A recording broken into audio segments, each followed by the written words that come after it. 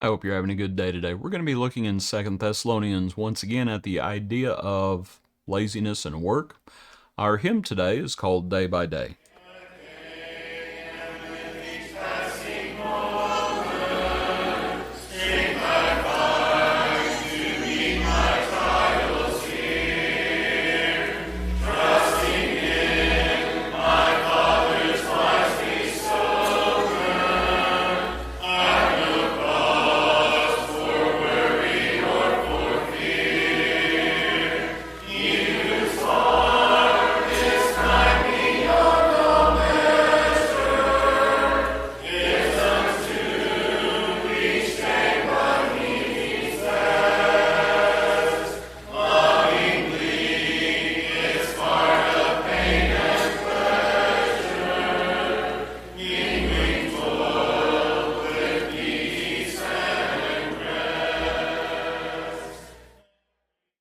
Okay. Second Thessalonians 3 verse 6, as we think about toil and rest. But we command you, brethren, in the name of our Lord Jesus Christ, that you withdraw from every brother who walks disorderly, and not according to the tradition which he received from us. For you yourselves know how you ought to follow us, for we were not disorderly among you. Nor did we eat anyone's bread free of charge, but worked with labor and toil night and day, that we might not be a burden to any of you, not because we do not have authority, but to make ourselves an example of how you should follow us. For even when we were with you, we commanded you this, if anyone will not work, neither shall he eat.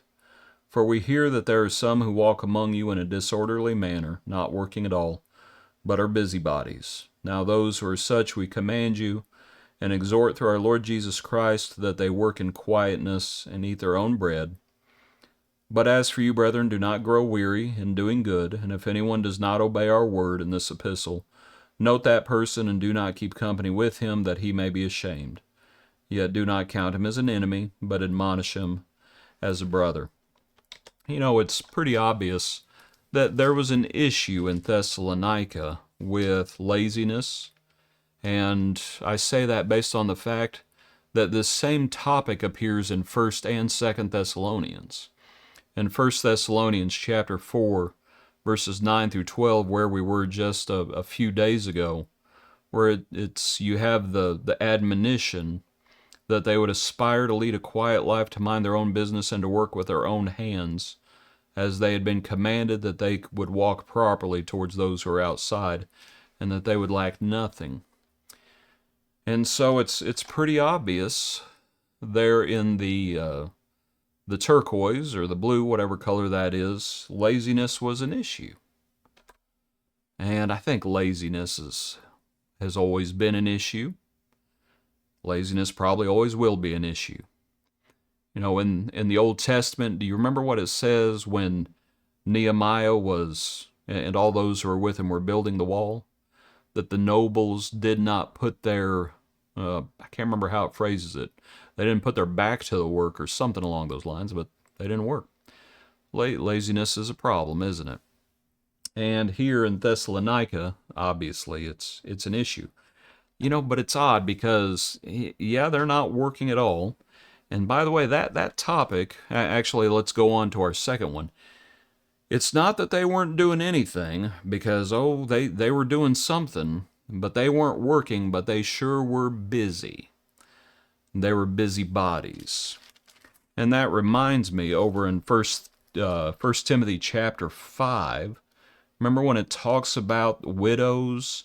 And one of the things it speaks about concerning widows, let me see if I can find it. Yeah, this is 1 Timothy 5. Let me put this up on the screen. 1 Timothy chapter 5,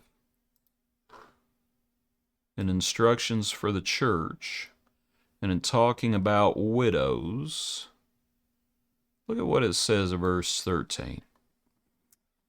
Verse 11, refuse the younger widows when they've begun to grow wanting against Christ. They desire to marry. On and on. Verse 13, and besides, they learn to be idle. See, it's the same sort of language. They learn to be idle, but look, because they're busy. They're busy wandering about from house to house, not only idle, but also gossips and busybodies, saying things they ought not. Kind of the same language. as back in 2 Thessalonians. And so he says, you need to deal with this issue. And so if people are going down this road, frankly, they need to be admonished. And if they don't take it, they need to be admonished by the church. And so they were commanded to withdraw from these individuals.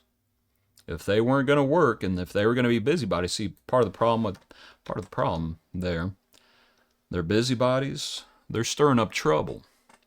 And if you don't deal with people who are stirring up trouble, you could lose the whole thing.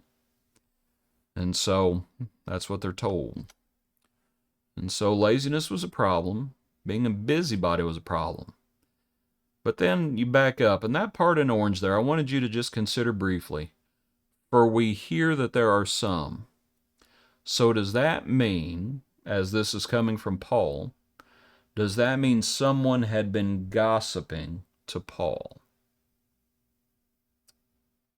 And the answer is no.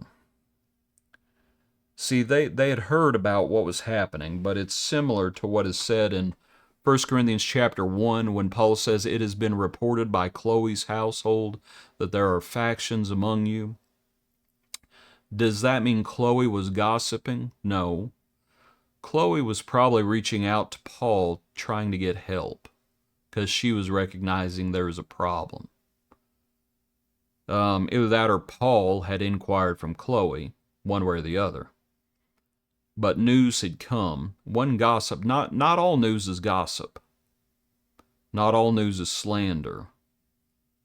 And so there has been some sort of correspondence, and Paul has heard that this issue's still going on there, even though he's already written about it. And so he writes again about it. And they are commanded to once again work in quietness and eat their own bread. As for everybody else, they were encouraged, don't grow weary in doing what's right and doing what's good. But if anyone doesn't obey the word in this, you need to note that person and not keep company with them, that they would be ashamed. It was a problem, and it can still be a problem, and you got to deal with problems. You got to deal with issues in the church, and of course you have to make sure you're not being a hypocrite and examine yourself. And if you have a beam in your own eye, you better pull it out so you can see clearly to help your brother with the speck that's in his eye. And hopefully he receives your help. And so that's what this is about. Admonish him as brother. Appreciate you. I always like Thessalonians. I like passages like this in Thessalonians because you go from talking about the lawless one that people have so many questions about, like we spoke about yesterday, to now this is so eminently practical. It's not that yesterday's study wasn't practical, but you have just day-to-day living. Just day-to-day living. And that's why I chose this hymn for today. That it's day by day. And we need the Lord's help. And so as we go along, and the Lord gives us each day what He seems best, and we have pain and pleasure, and we toil, mingling toil with peace and rest, day by day. Appreciate you. Hope you have a good day. Join us tomorrow for another portion of our daily praise.